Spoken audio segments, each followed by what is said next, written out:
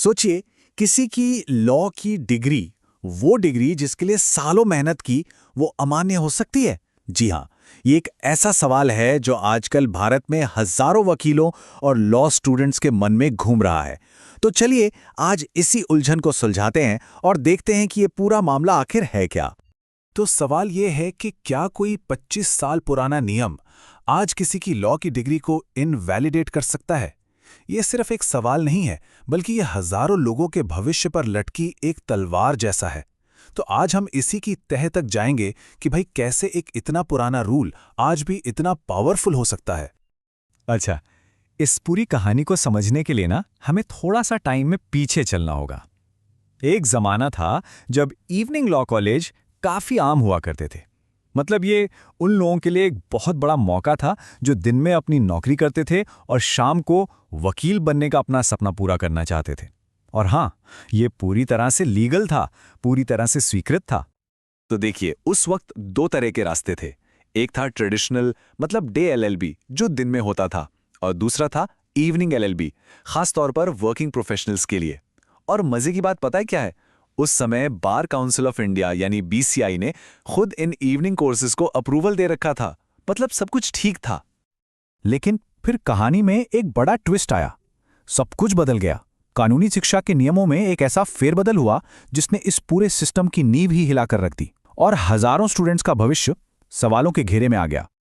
ये टाइमलाइन ये पूरी कहानी साफ कर देती है। देखिए, 1989 तक तो सब चंगा सी, इवनिंग कोर्सेज को मान्यता थी।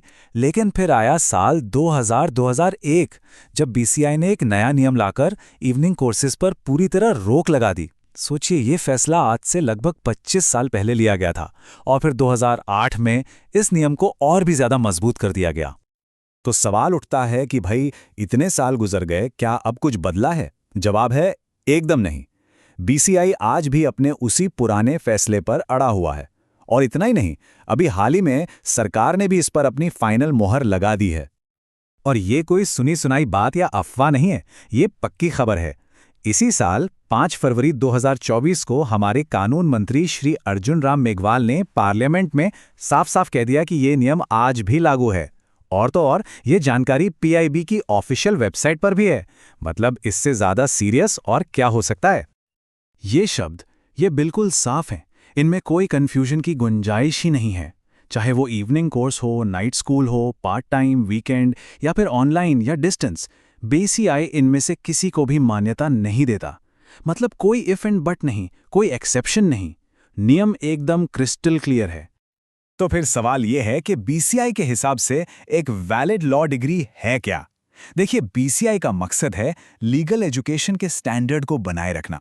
इसीलिए उनके मुताबिक एक फुल टाइम प्रोफेशनल कोर्स का मतलब सीधा सा है, क्लासेस रोज होनी चाहिए, मिनिमम अटेंडेंस जरूरी है और क्लासेस का टाइम भी फिक्स है, सुबह 8 बजे से शाम 7 बजे के बीच। तो फिर अब सबसे बड़ा सवाल, इस नियम की वजह से आखिर खतरे में है कौन? किन लोगों के करियर पर यह तलवार लटक रही है? चलिए देखते हैं। और ये संख्या कोई छोटी मोटी नहीं है। हम बात कर रहे हैं हजारों की। हजारों वकील और लॉ ग्रेजुएट्स जिनका पूरा करियर इस एक नियम की वजह से दांव पे लग गया है। ये वाकई में एक बहुत बड़ा और सीरियस मुद्दा है। तो बात सीधी और साफ है। अगर किसी ने भी साल 2001 के बाद, ध्यान से सुनिए, 2001 के बाद evening, night school, part time, weekend या फिर ऑनलाइन तरीके से लॉ की डिग्री हासिल की है, तो बीसीआई की नज़र में वो डिग्री मान्य नहीं है। सिंपल। तो इसका नतीजा क्या है? मतलब इसका असल में असर क्या होता है?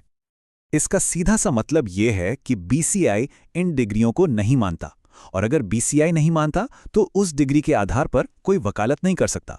जरा सोचिए उन स्टूडेंट्स के बारे में जिन्होंने अपनी यूनिवर्सिटी पर भरोसा करके इन कोर्सेज में एडमिशन लिया होगा। उनके लिए ये कितना बड़ा झटका है।